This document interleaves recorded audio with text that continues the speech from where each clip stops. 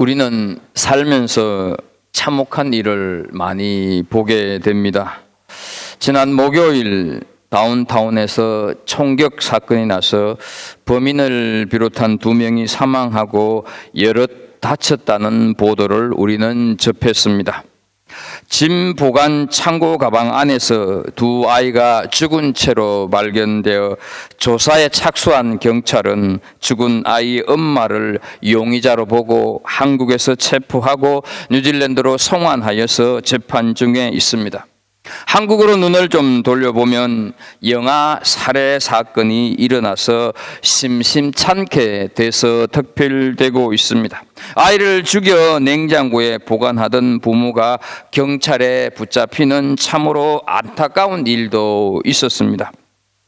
그렇지만 우리 삶에서 가장 안타깝게 일어나는 사건은 아마도 전쟁일 것입니다.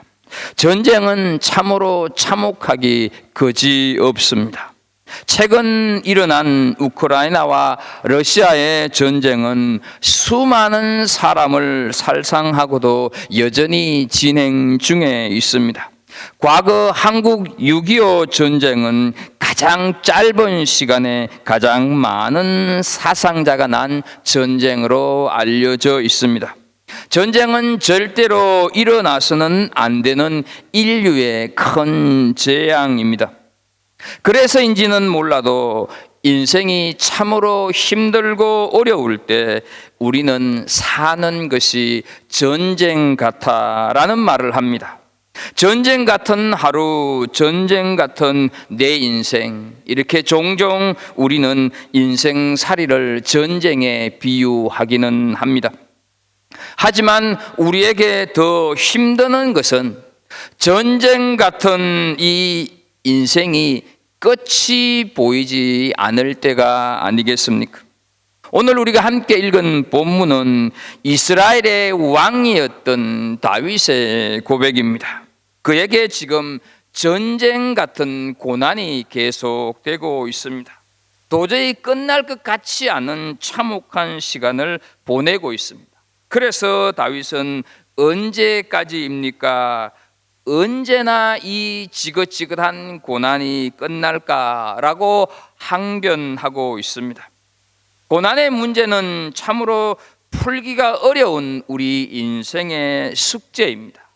우리는 오늘 말씀을 통하여서 어떻게 하면 우리 인생살이에 닥치는, 그리고 일어날 수밖에 없고 일어나고 있는 이 고난의 문제를 좀 지혜롭게 풀어갈 수 있을까 하는 것을 몇 가지로 좀 생각해 보도록 하겠습니다.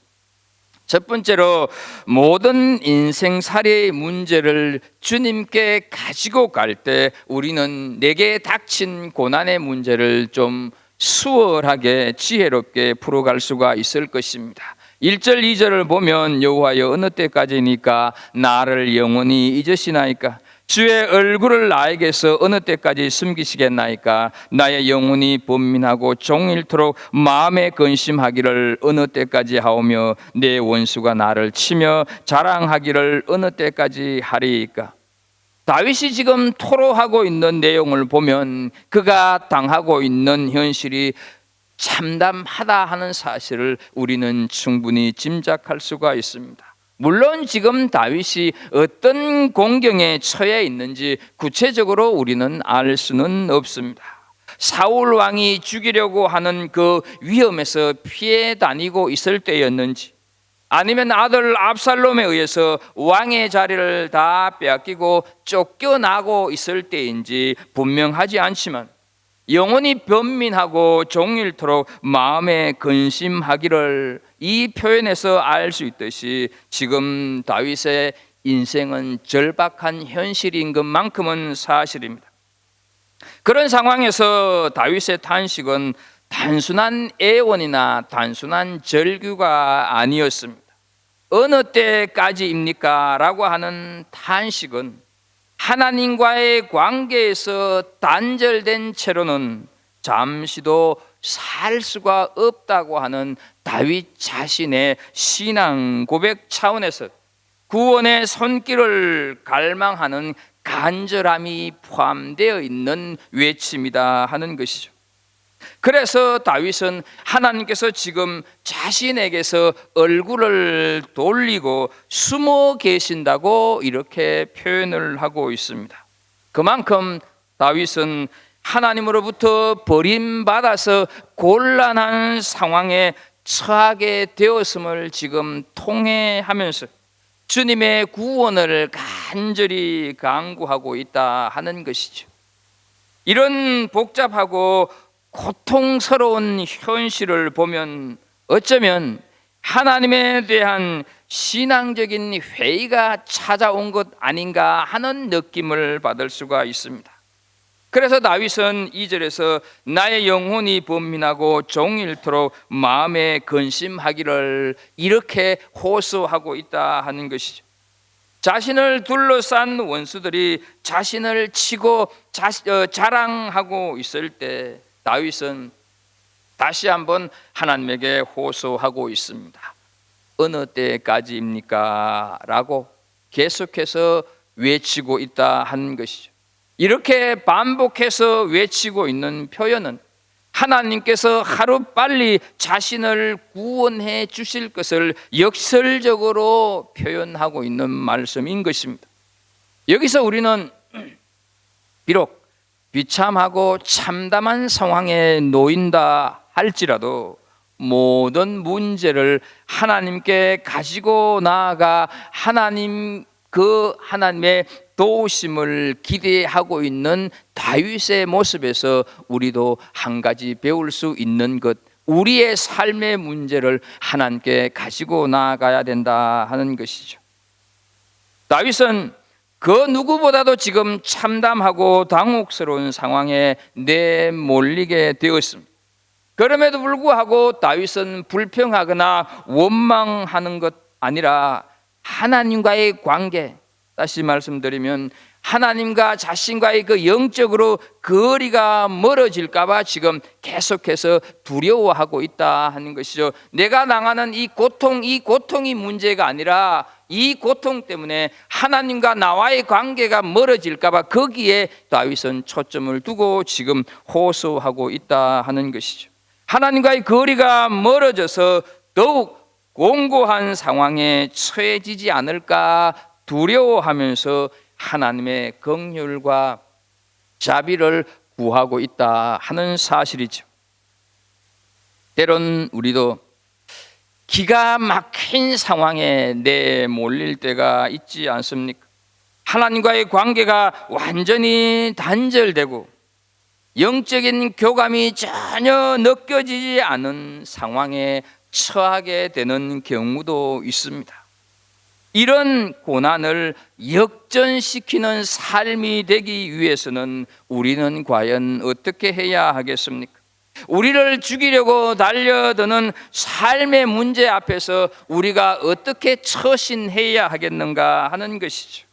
그것은 다름 아닌 다윗처럼 문제를 주님께 가지고 나와야 한다 하는 사실입니다. 불평하고 원망하는 탄원이 아니라 그럼에도 불구하고 우리를 불쌍히 여겨주시고 긍휼히 여겨주셔서 그 문제에서 노임받고 구원해 주실 것을 믿고 구하는 자세가 필요하다 하는 사실입니다. 요한복음 11장 3절 말씀을 좀 보겠습니다. 이에 그 누이들이 예수께 사람을 보내어 이르되 주여 보시옵소서 사랑하시는 자가 병들었나이다 하니, 예수께 사람을 보내어, 여기 그 누이들은 우리가 잘 아는 대로 베다니에 살고 있는 나사로의 여동생 마리아와 마르다입니다.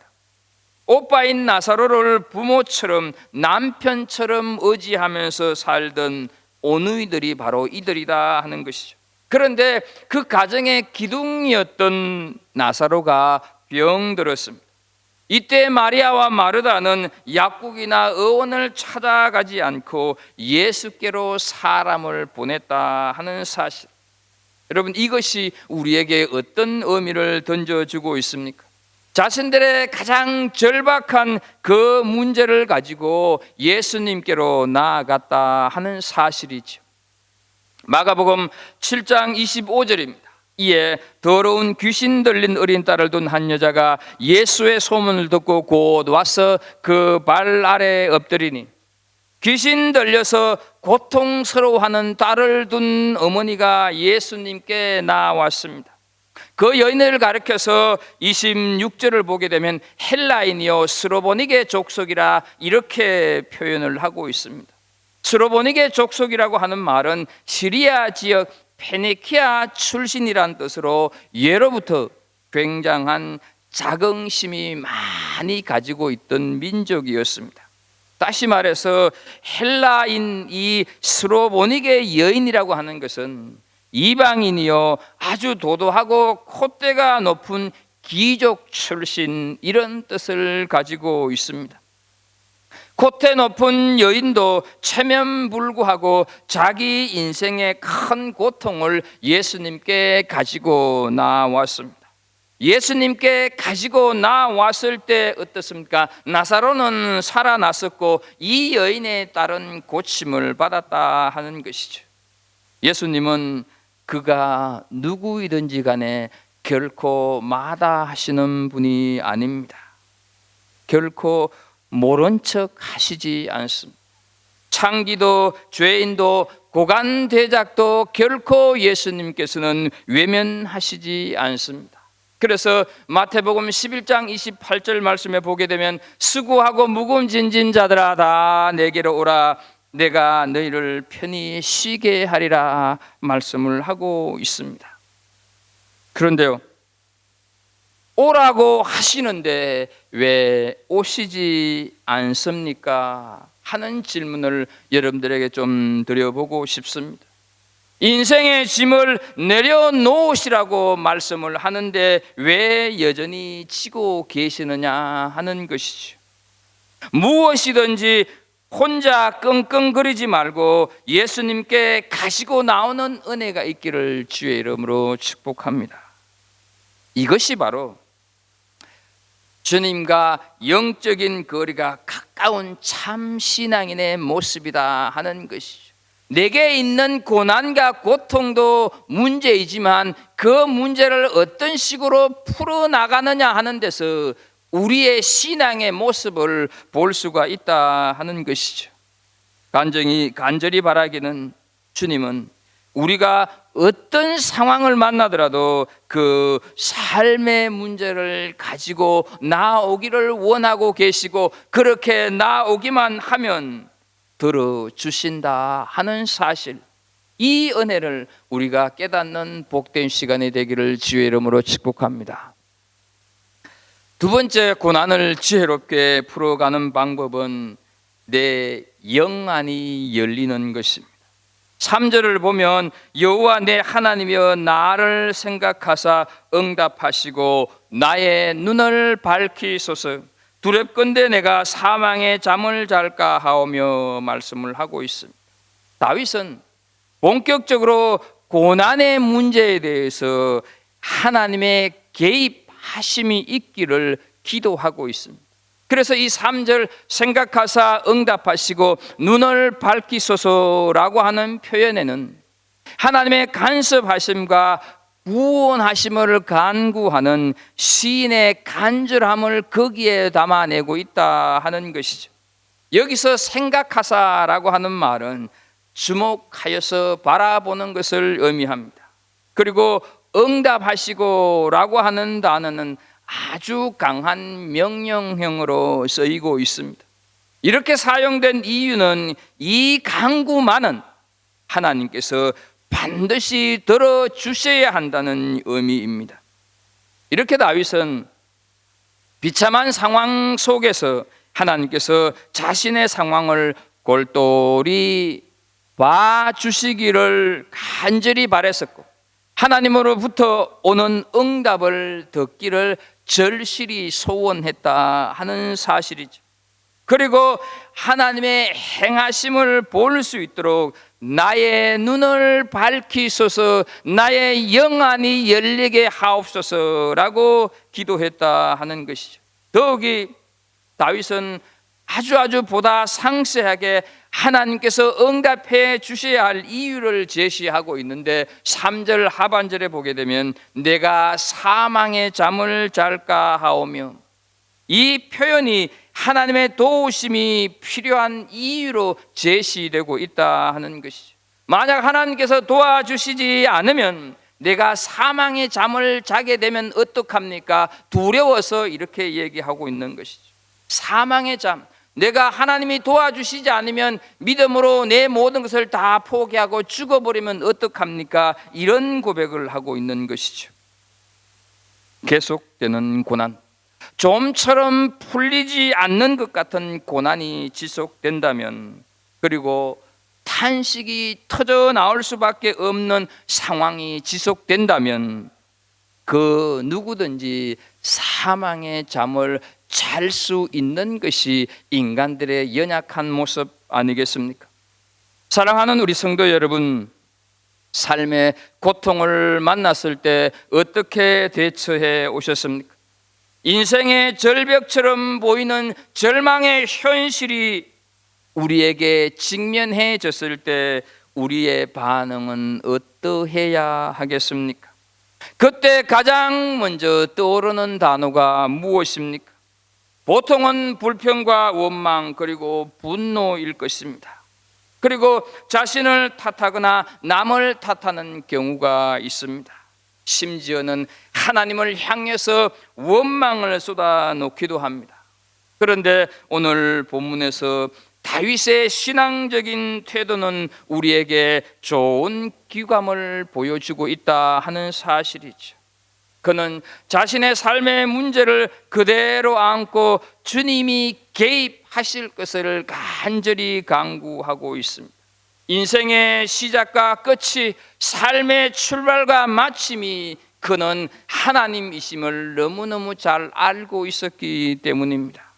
그리고 하나님께서 만약 개입하시지 않으면 원수들이 더욱 성성장구하고 환호성을 지르게 되면서 하나님의 이름이 망령되이 일컬어지지 않겠습니까? 이렇게 그는 고백하고 있는 것이죠.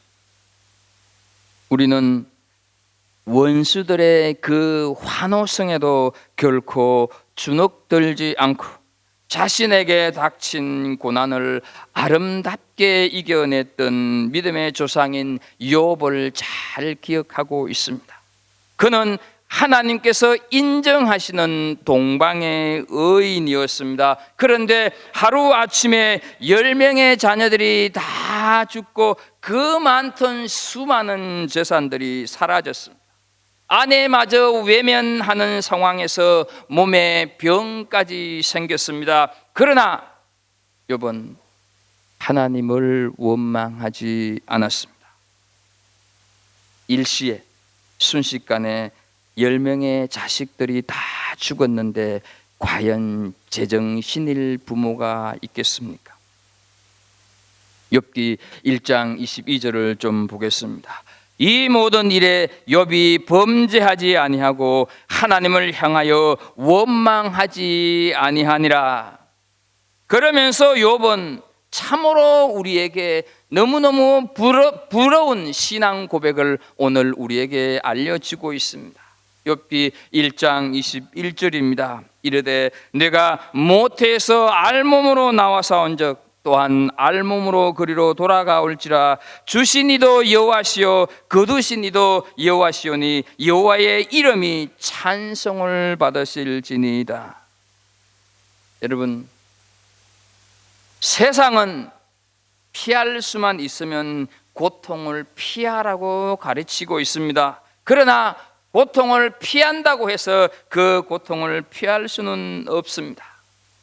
어제도 있었고 지금도 겪고 있고 내일도 닥칠 고난에 대해서 성경은 그 고난을 이기고 극복해 갈 방법을 제시하고 있습니다. 결코 성경은 그냥 그 고통을 견디라고 말씀하지 않습니다. 오히려 그 고통과 직면하여서 그 안에 숨겨진 하나님의 비밀을 찾으라고 말씀을 하십니다.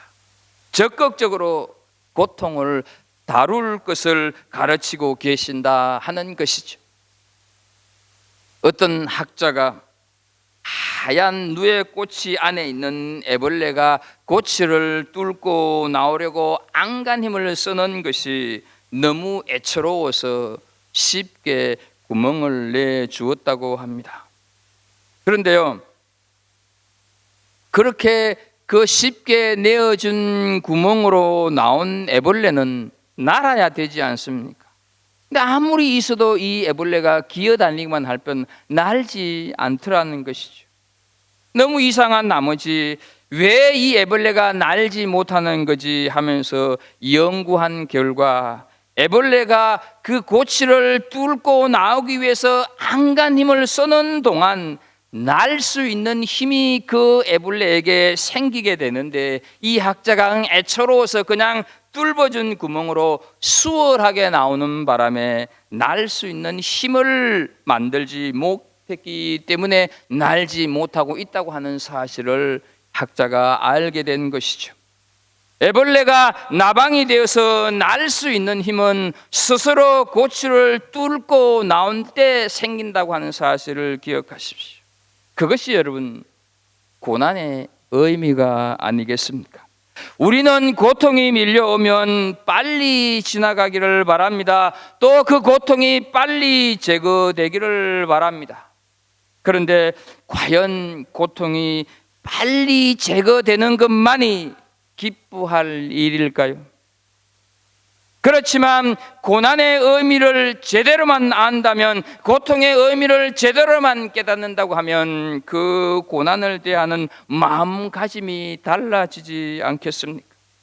순식간에 자식들 다 죽고 가진 재산 다 사라져 버렸던 이 욥, 그러나 고난의 의미를 제대로 알았던 욥은 이런 고백을 하지 않습니까? 욥기 41장 5절입니다. 내가 죽게 대하여 귀로 듣기만 하였사오나 이제는 눈으로 주를 배움나이다. 하나님에 대해서 듣기만 하던 신앙에서 이제는 눈으로 직접 보는, 영안이 열려서 눈으로 직접 보는 신앙인이 되었다 하는 것이죠. 사랑하는 성도 여러분, 고통 가운데 있을 때 우리는 기도하게 되고, 기도하면서 기도를 배우게 되고, 나중에는 기도하는 것이 습관이 되지 않겠습니까? 진정한 기쁨은 고통이 빨리 제거되는 것이 아니라 기도라고 하는 수단으로 영안을 열어가는 훈련을 하게 된다고 하는 사실을 기억하십시오. 영안이 열려 왜 내가 이 고난을 통과해야 하는지 알게 되기만 한다면 결코 내게 있는 고난 아무것도 아닐 것이고 그 고난을 이겨낼 수 있지 않겠습니까? 기도로 고난을 통과하는 법을 배워가는 은혜가 있기를 축복합니다. 기도를 통해서 우리의 믿음이 자라고, 우리의 믿음을 통해서 고통을 다루시는 하나님의 손길을 바라보는 영안이 열리고, 그러면서 어떻습니까? 우리에게 찾아오는 고통의 무게는 경감되기 시작한다 하는 것이죠. 그래서 여러분, 고통의 짝은 기도입니다. 고통은 영안을 열어 내 인생을 인도하시는 하나님의 손길을 보게 하시는 현미경인 줄로 믿습니다. 말할 수 없는 고통 가운데 있습니다.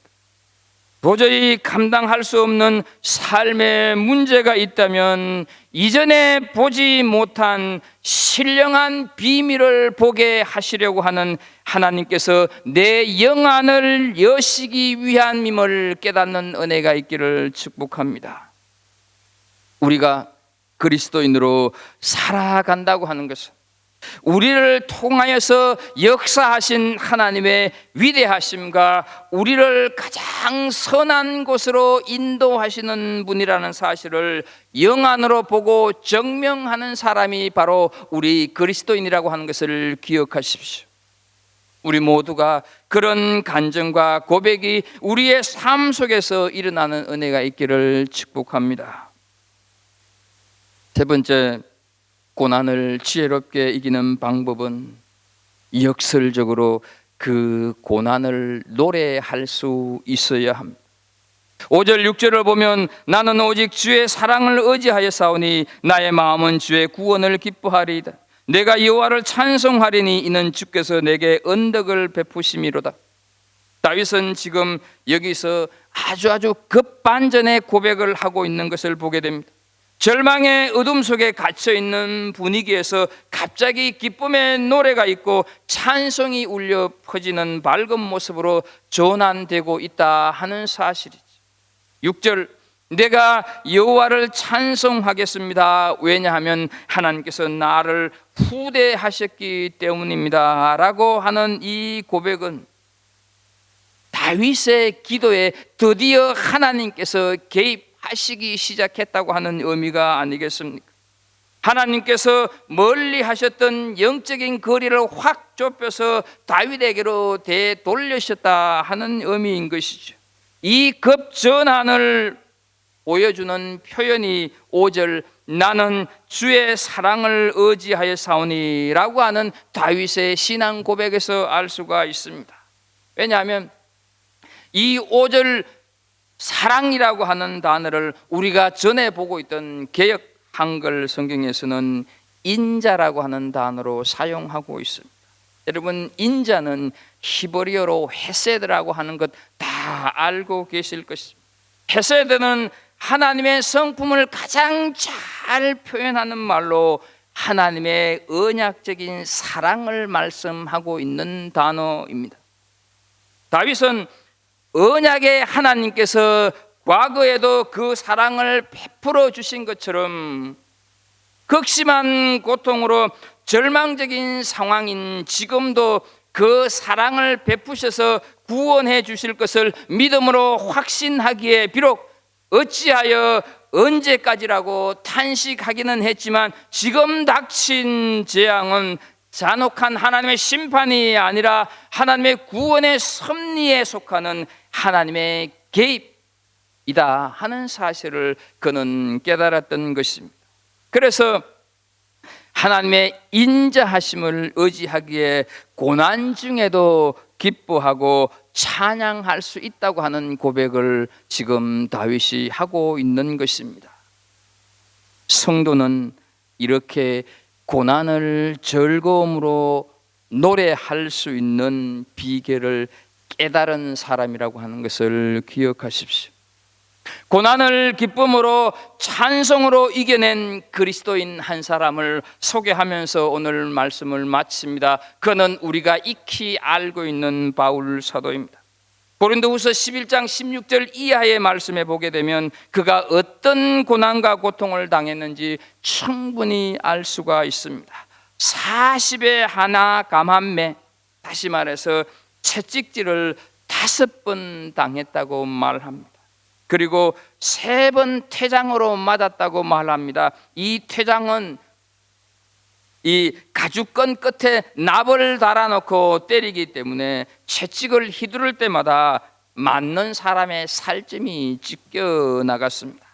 1번 돌로 맞았고 3번 파선했었고 일주일 밤낮을 바다에서 지냈습니다. 강도의 위협, 강의 위험, 이방인은 물론이거나 동족의 위협, 광야의 위험, 거짓 형제의 위험, 잠을 제대로 자지 못하고 굶주리고 춥고 배고픔의 고통을 당했다고 기록하고 있는 것을 보게 됩니다.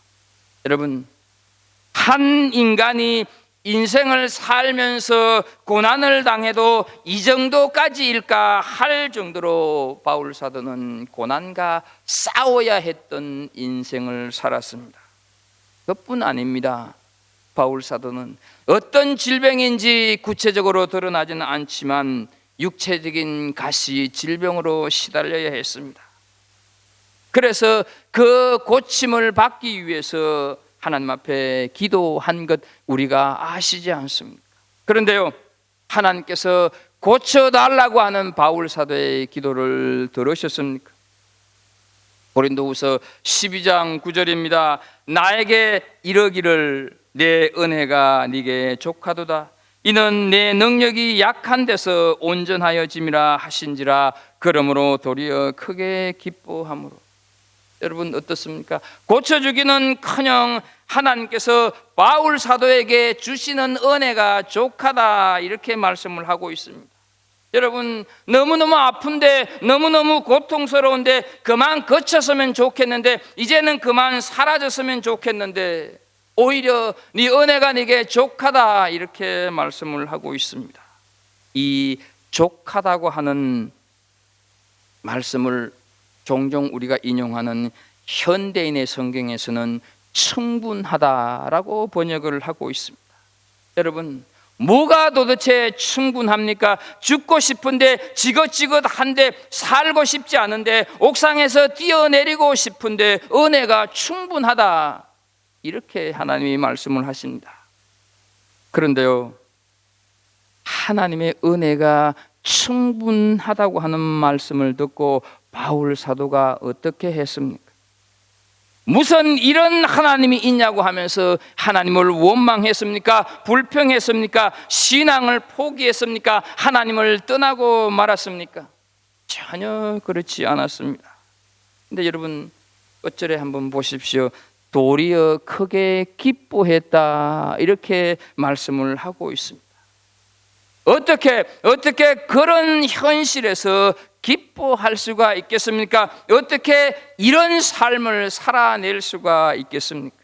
우리는 내가 잘못해서 내가 죄를 지어 고통을 겪어도 내 인생이 왜 이 모양이냐고 원망하는데 내 욕심의 결과로 내 헛된 욕망의 결과로 실패와 환난을 당해도 왜 하필 내가 왜 나만 고통에 빠져야 하느냐 불평하고 울부짖는 것이 우리 일진데 바울 사도는 복음을 전하기 위해서 바울 사도는 복음을 전하다가 이유 없이 그리고 상상하기조차 힘든 고통의 사면 초가에 갇혀 있는데도 오히려 기뻐하고 찬송하고 있다 하는 것이죠.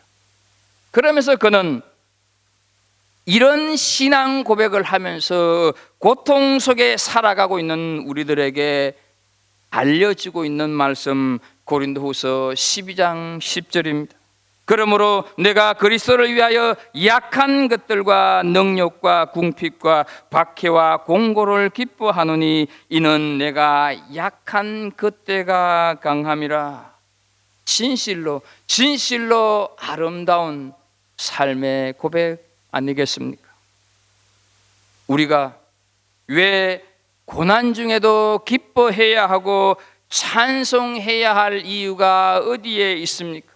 그건 다른 것이 아닙니다. 우리는 바로 그리스도인이기 때문입니다. 나는 신앙인이기 때문에 그렇다는 것이죠. 우리는 바로 하나님의 자녀이기 때문에 고난 중에도 기뻐하고 찬송할 수 있어야 한다 하는 것이죠.